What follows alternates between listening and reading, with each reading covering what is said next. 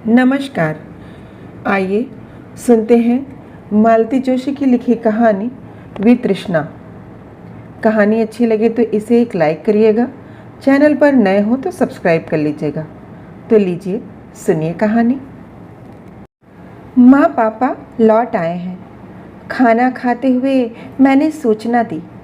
अच्छा, इनकी ठंडी प्रतिक्रिया थी। चाचा को भी साथ लेते आए हैं। किस लिए?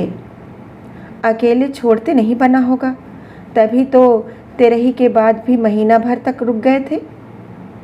इन्होंने कोई जवाब नहीं दिया, चुपचाप खाना खाते रहे। हम लोग कलवल जाकर मिल आए।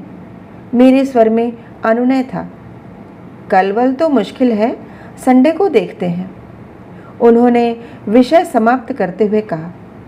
मेरे लिए संडे तक प्रतीक्षा करना बहुत मुश्किल था, इसलिए मैं अगले दिन दोपहर को चली गई। चाची की 13वीं पर देखा था। उस तुलना में चाचा बहुत थके से लगे। स्वाभाविक भी था। इस उम्र में जीवन साथी का एकाएक बिछड़ जाना पति पत्नी दोनों पर ही भारी पड़ता है। फिर इन लोगों के तो कोई संतान भी नहीं है जिसके पास जाकर अपना दुख हल्का कर सके। माँ पापा इसीलिए तो वहां से निकल नहीं पा रहे थे। इतने बड़े घर में चाचा को अकेले छोड़ने का उनका मन नहीं हो रहा था। शायद इसीलिए उन्हें साथ लेकर आ गए थे। दोपहर को सारा काम निपटाकर गई थी, पर बच्चों से पहले घर लौटना भी था, इसलिए उस दिन ज्यादा देर बैठ नहीं पाई। बस उन लोगों को देखकर लौट आई। सोचा रविवार को इनके साथ जाऊंगी, तब आराम से बातें होंगी। रविवार के दोपहर संजू सीमा ही अचानक आ गए। मुझे थोड़ा आश्चर्य हुआ। राखी, भाई दूज या बच्चों के जन्मदिन छोड़ दें तो इन लोगों का आना कम ही हो पाता है। नौकरी का बहाना तो खैर है ही। मैं ही माँ पापा के लिए बीच बीच में चक्कर लगाती रहती हूँ। जब भी ये लोग आते हैं, सीमा शिकायतों का पिटारा खोलकर बैठ जाती है। सास ससुर की सेवा करते करते वह कितना पस्त हो चुकी है, यह जताना वह कभी नहीं भूलती। और अब तो घर में एक और व्यक्ति का इजाफा हो गया है। बेचारी कितनों की सेवा करेगी। मैं मानसिक रूप से सब कुछ सुनने के लिए तैयार ही थी। उसने भी जरा सा भी समय नहीं गंवाया और शुरू हो गई। उसकी नौकरी, बच्चों की पढ़ाई, छोटा सा घर, घर में 3-3 बुजुर्ग, समस्याओं का अंत नहीं था। पापा एक बार हमसे पूछ तो लेते। संजू ने पहली बार मुंह खोला। वैसे बात उसकी ठीक ही थी। मैं चाचा को अपने पास ले आती हूँ। मैंने अपनी तरफ से समस्या का समाधान किया। नहीं दीदी, अभी उन्हें आए हफ्ता भी नहीं हुआ है, वे क्या सोचेंगे। इससे तो बल्कि तुम एक काम करो, संजू ने गला साफ करते हुए कहा। तुम माँ पापा को थोड़े दिन अपने पास बुला लो, उन्हें चेंज भी हो जाएगा और हम लोग चाचा को ठीक से रख पाएंगे। अभी तो उनकी ढंग से सोने की अवस्था भी नहीं हो पाई है। बेचारे ड्राइंग रूम में दीवान पर सोते हैं। मैंने श्रीमान जी की ओर देखा। इस प्रस्ताव पर उनकी सहमति आवश्यक थी, पर वे टीवी पर मैच देखने में मशगूल थे। ऐसी फालतू बातों की ओर ध्यान देने की उन्हें फुर्सत नहीं थी। मैं अच्छी तरह जानती थी कि टीवी देखने का कितना भी नाटक कर ले, कान उनके हमारी बातों पर ही थे। इसका प्रमाण तुरंत मिल गया। संजू सीमा को विदा कर मैं जैसे ही घर में दाखिल हुई, ये बोले, तुम्हारे भाई भाभी बड़े शातिर हैं। मतलब? जैसे ही सोने का अंडा देने वाली मुर्गी हाथ आई, माँ बाप को देश निकाला दे दिया। कैसी बातें कर रहे हैं? ठीक तो कह रहा हूँ। माँ बाप को तो पूरा निचोड़ लिया है। अब उनके पास कुछ नहीं है तो रवाना कर दो। चाचा के पास माल टाल है, उनके आगे पीछे भी कोई नहीं है। अब उन्हें निचोड़ेंगे। तभी तो तुम्हारा प्रस्ताव उन्हें मान्य नहीं हुआ। सोच रहे होंगे दीदी सारी मलाई न गटक ले, हम ताकते ही रह जाएंगे। वे बेचारे क्या जाने, उनकी दीदी में इतने गट्स होते तो क्या बात थी। उनका इशारा मैं समझ गई, पर चुप लगा गई। बेकार बहस बढ़ाने से क्या फ़ायदा होता। पापा का एक सपना था, रिटायरमेंट के बाद वे गांव लौट जाना चाहते थे। इसीलिए गांव के पुराने पुश्तैनी घर को ठीक ठाक करने का उन्होंने प्लान बनाया। संजू को पता लगते ही वह दौड़ा दौड़ा गया। बोला, पापा यहाँ पैसा फेंकना बेकार है। यहाँ आप कितने दिन रह पाएंगे? यहाँ ना मेडिकल फैसिलिटी है, ना ट्रांसपोर्टेशन, ना ढंग के लोग हैं, ना लाइब्रेरी। 4 दिन में ऊब जाएंगे आप। इससे तो अच्छा है हम लोग शहर में ही बड़ा सा मकान ले लें, सब लोग साथ में रह लेंगे। संजू की बात शायद पापा नहीं मानते, पर माँ ने भी बेटे का साथ दिया। उन्हें अब पोते के साथ, बेटे बहू के साथ रहने का मन था। फिर मैं भी इसी शहर में थी। दोनों बच्चे आंखों के सामने रहेंगे, माँ को और क्या चाहिए। आखिर पापा ने हथियार डाल दिए। इतने सालों तक सरकारी क्वार्टरों में रहने के बाद फ्लैट में रहना उन्हें रास नहीं आ रहा था, पर उतने से पैसों में स्वतंत्र घर की कल्पना भी नहीं की जा सकती थी। श्रीमान जी तब बहुत भुनभुनाए थे। पुश्तैनी जायदाद में बेटी का भी बराबर हिस्सा होता है, यह बात मैं भी जानती थी, पर गांव के उस पुराने मकान के कितने मिलेंगे मुझे पता था। उस छोटी सी रकम में हिस्सा बांटने का मन नहीं हुआ। आखिर संजू मेरे माता पिता के लिए ही तो बड़ा घर ले रहा था, पर मेरे इस अपराध को ये कभी क्षमा नहीं कर पाए हैं। पापा को अपने घर आने के लिए राजी करना एक टेढ़ी खीर थी। वे तो प्रस्ताव सुनते ही भड़क गए थे। ये मेरा घर है, इसमें मेरा पैसा लगा है, मुझे यहाँ से कोई नहीं निकाल सकता, और मोनू को यहाँ मैं अपनी जिम्मेदारी पर लाया हूँ, तो उनकी सुख सुविधा का ख्याल रखना भी तो आपकी जिम्मेदारी है। उनके पास ढंग से सोने की जगह नहीं है, दीवान पर पड़े रहते हैं, अच्छा लगता है। और आपको घर से कोई निकाल नहीं रहा है। मैंने तो एक सजेशन दिया था, ज़रा सीमा का ख्याल कीजिए, बच्चों को देखना, 3 बुजुर्गों की सेवा करना, और ऊपर से नौकरी। तो नौकरी ही तो करती है, और क्या करती है? माँ बोली, दोनों वक्त की रसोई मैं देखती हूँ। सुबह नौकरी का बहाना है, शाम को बच्चों का होमवर्क है। बच्चों के टिफ़िन भरने से लेकर धोने तक का काम मैं करती हूँ, समझी? तो चलो इसी बहाने तुम भी थोड़े दिन आराम कर लेना। यह प्रस्ताव लेकर मैं जानबूझकर दोपहर में गई थी। चाचा बाहर दीवान पर सो रहे थे, हम लोग कमरे में थे। लाख धीरे बात कर रहे थे, पर शायद उन्होंने सुन ही लिया। भीतर आकर बोले, मेरे यहाँ आने से इतनी प्रॉब्लम्स, इतनी असुविधा होगी, यह पता होता तो। प्रॉब्लम कोई नहीं है चाचा, ना कोई असुविधा है, बल्कि आपको ठीक से सुविधा न देने के कारण संजू शर्मिंदा हो रहा है। मैं तो आपको अपने घर भी ले जा सकती हूँ, दोनों घर एक ही समझिए, जैसे यहाँ वैसे वहाँ। पर फिर संजू बहुत दुखी हो जाएगा कि घर छोटा होने के कारण आपको नहीं रख सका। इसलिए माँ पापा से कह रही थी, कुछ दिनों के लिए मेरे पास आकर रहिए, मुझे भी सेवा का अवसर दीजिए। मेरा भी मन करता है, आपको भी थोड़ा चैन हो जाएगा, और एक ही शहर में तो हैं, मिलना जुलना होता ही रहेगा। पता नहीं कैसे क्या हुआ, पर एक दिन माँ पापा मेरे पास रहने आ गए। शायद बहू ने तेवर दिखाए होंगे, या चाचा के सामने कलह कलेश नहीं चाहते होंगे। वे लोग मेरे घर आ गए। मैंने गेस्ट रूम उनके लिए सुसज्जित कर दिया, अपने बेडरूम वाला टीवी लाकर वहाँ लगा दिया, पापा की पसंद का अखबार चालू कर दिया, कुछ पत्रिकाएं कमरे में रखवा दी। अपनी शक्ति भर मैंने सब किया, पर देखा कि दोनों एकदम बुझे से गए हैं। माँ तो फिर भी थोड़ा हंस बोल लेती थी, पर पापा एकदम चुप हो गए थे, कमरे से बाहर ही नहीं निकलते थे। संजू के यहाँ थे तो सुबह शाम घूमने जाते थे। हम उम्र लोगों का वहाँ अच्छा ग्रुप बन गया था। हम उम्र तो अड़ोस पड़ोस में यहाँ भी थे, पर इस उम्र में परिचय के सूत्र बड़ी मुश्किल से जुड़ते हैं। किसी वृक्ष को उखाड़कर दूसरी जगह लगाया जाए तो वह मुरझा जाता है।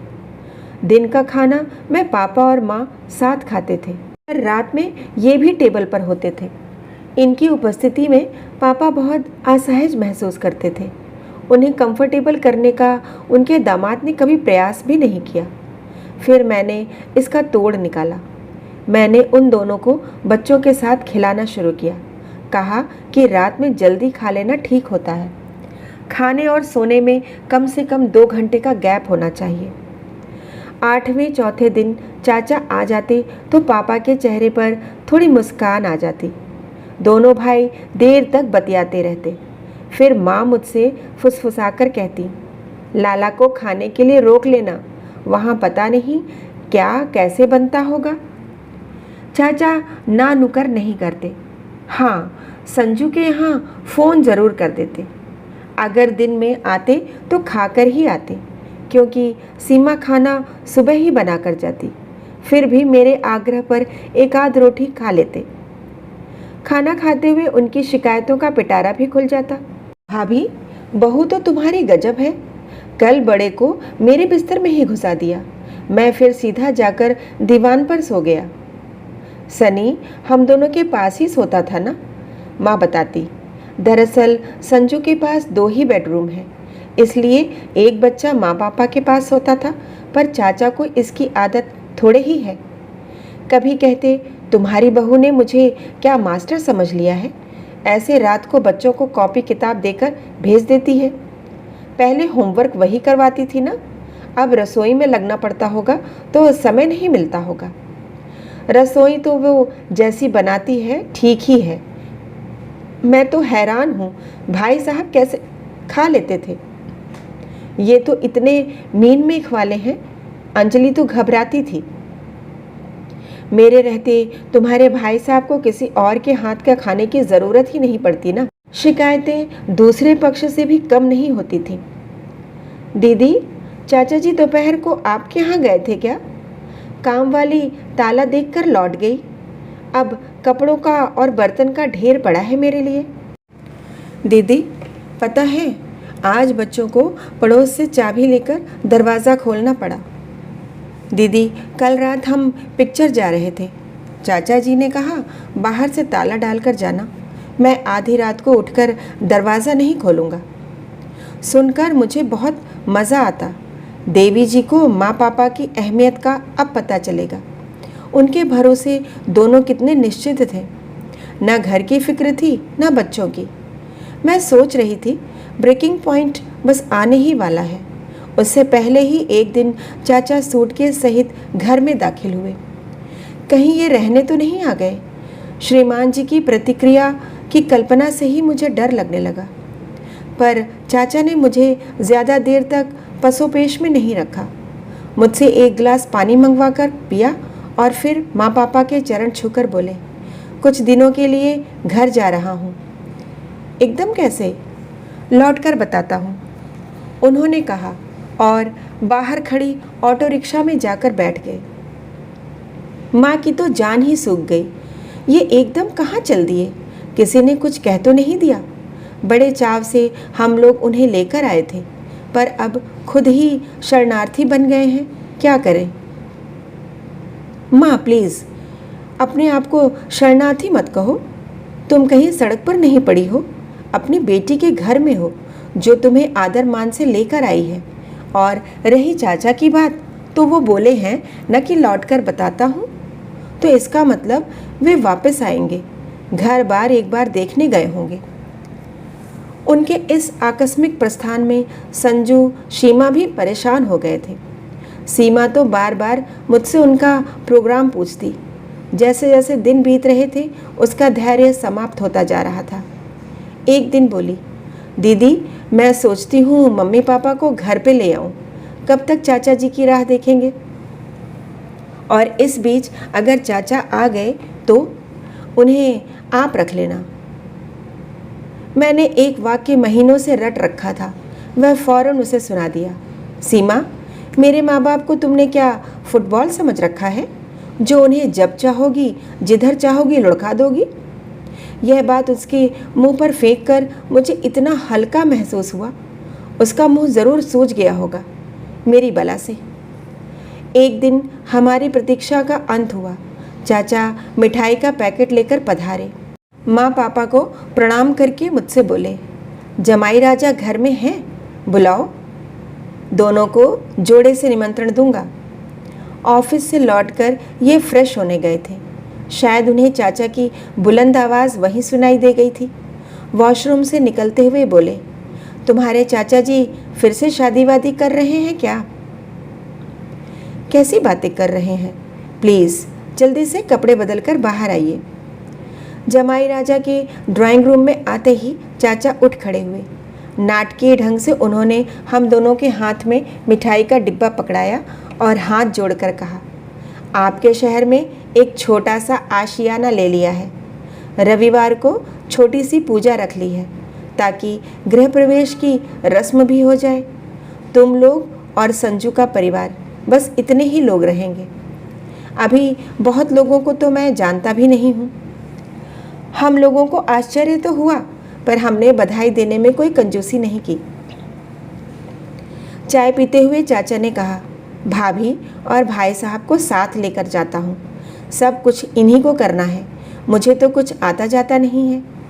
और मैंने देखा भाई साहब और भाभी अपनी अपनी सूटकेस लेकर एकदम तैयार खड़े थे। शायद उन्हें पहले से सूचना मिल गई होगी। माँ पापा के जाते ही घर एकदम सूना हो गया।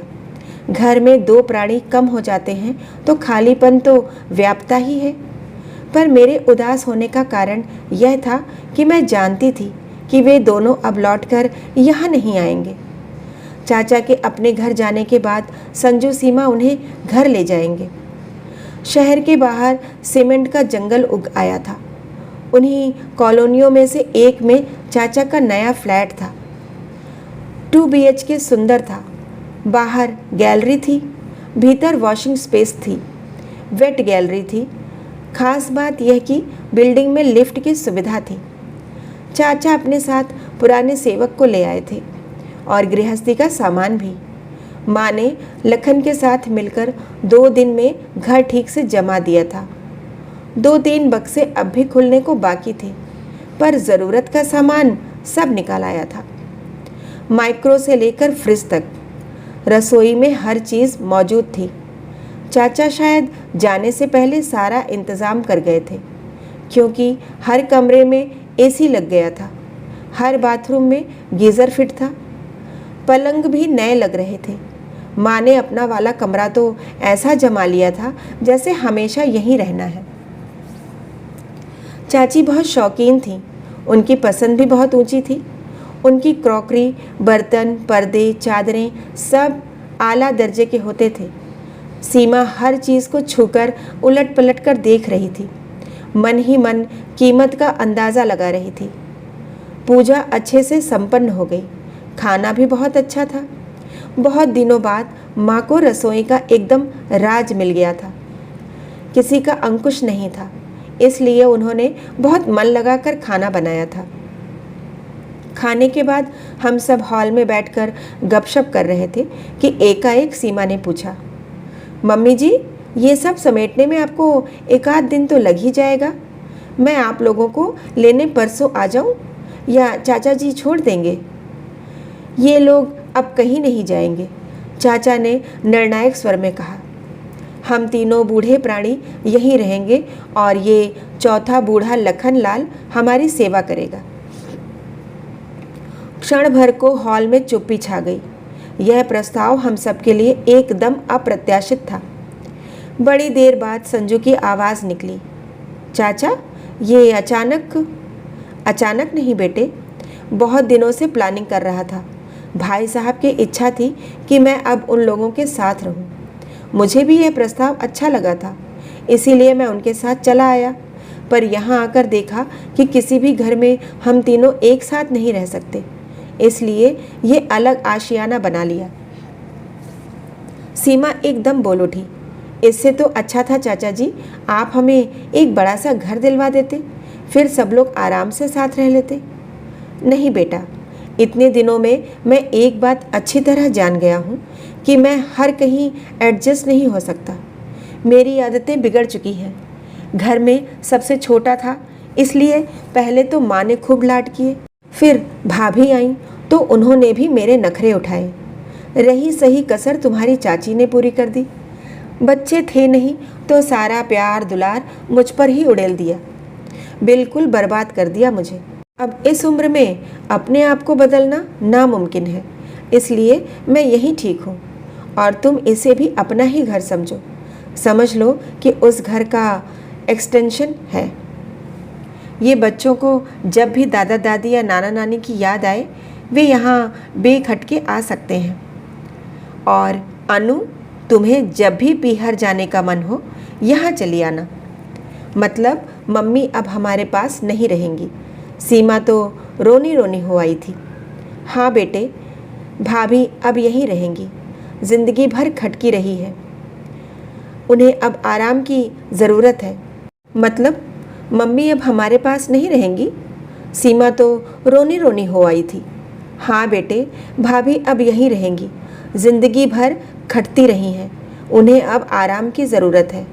लोग कहते हैं कि औरत कभी रिटायर नहीं होती, पर मैं सोचता हूँ औरत को भी पूरा हक है निर्वित होने का, अवकाश पाने का। बात एक तरह से वहीं समाप्त हो गई थी। हम लोग तो खाली हाथ ही पहुँच गए थे, पर चाचा ने सबको नेक दिया, मिठाई दी। बच्चे तो एकदम खुश हो गए थे, पर संजू, सीमा एकदम गुमसुम हो गए। इसी मनस्थिति में हम लोगों ने एक दूसरे से विदा ली और अपने अपने घरों की ओर मुड़ गए। बच्चे कार की पिछली सीट पर बैठे थे। सामने वाली सीट पर मैं भी चुपचाप बैठी थी। माँ पापा के लिए खुश भी हो रही थी, पर एक अपराध बोध भी मन में जाग रहा था। हम उन लोगों को अपने साथ क्यों नहीं रख सके? एकाएक इन्होंने कहा, तुम्हारी भाभी रानी तो आज एकदम क्लीन बोल्ड हो गई। मतलब अपने व्यवहार पर पछता रही होंगी। अच्छा खासा घर हाथ से निकल गया। कौन सा घर? वही जिसकी पार्टी खाकर आ रहे हैं। उस घर से सीमा का क्या ताल्लुक है? ताल्लुक है मैडम। अब सोचो, चाचा जी ये घर अपने साथ तो नहीं लेकर जाएंगे ना? किसी ना किसी को तो नामजद करेंगे ही, और पहला हक संजू लोगों का ही बनता है। पर सीमा रानी ने चांस गंवा दिया। काश चाचा जी से थोड़ा ढंग से पेश आई होती। बस भी कीजिए, मैंने खींच कर कहा। आज ही बेचारों ने गृह प्रवेश की पूजा करवाई है और आप उनके जाने की तारीख निकाल रहे हैं। मैं तारीख निकालने वाला कौन होता हूँ? वह तो हर एक व्यक्ति के जन्म के साथ ही तय हो जाती है। मैं तो बस यह कह रहा हूँ कि भाभी रानी आउट हो गई हैं, तो आप बल्ला संभाल लो। ठीक से बैटिंग करेंगी तो मैच जीत ही जाएंगी। देखिए, मैंने सख्त लहजे में कहा, मुझे इस तरह के गेम्स में कोई दिलचस्पी नहीं है। दूसरों की प्रॉपर्टी पर लार टपकाने वालों में से मैं नहीं हूँ। मैं भगवान का दिया, मेरे पास सब कुछ है। एक अच्छा खासा घर भी है। घर तो है डार्लिंग, पर एक ही है, जबकि बच्चे दो हैं। Be practical madam. मैं हैरत से उन्हें देखती रह गई। अभी कुछ देर पहले जब सीमा ने कहा था कि चाचा जी ने एक बड़ा सा घर हमें भी दिलवा दिया होता तो सब लोग साथ ही रह लेते, सुनकर मैं तो शर्म से गड़ गई थी। ऐसा मंगतापन, छी! और ये महारानी साथ में रहेंगी? उसकी शिकायतों का पिटारा कभी खत्म ही नहीं होता। पता नहीं चाचा जी कितनी चाय पीते हैं। मैं तो कप प्लेटें धो धो कर थक जाती हूँ। इस आदमी के खाने के इतने नखरे हैं कि क्या बताऊँ दीदी। सच कह रही हूँ, कपड़ों का ढेर निकलता है प्रेस के लिए। मेरा तो सारा बजट ही गड़बड़ा जाता है। इस आदमी का इतना भी आसरा नहीं है कि बच्चों को सौंप कर सेकंड भर के लिए भी कहीं जा सके। जिसके खिलाफ इतनी शिकायतें हैं, उन्हीं से बड़े से मकान की फरमाइश हो रही है। बेशर्मी की भी कोई हद होती है। और मेरे बगल में बैठा यह आदमी, इसने तो सीमा को भी मात कर दिया है। पहली फुर्सत में इसने चाचा की वसीयत लिख डाली है। चाचा, गिद्धों की यह कैसी जमात तुम्हारे आसपास इकट्ठा हो गई है। कहानी सुनने के लिए बहुत बहुत धन्यवाद।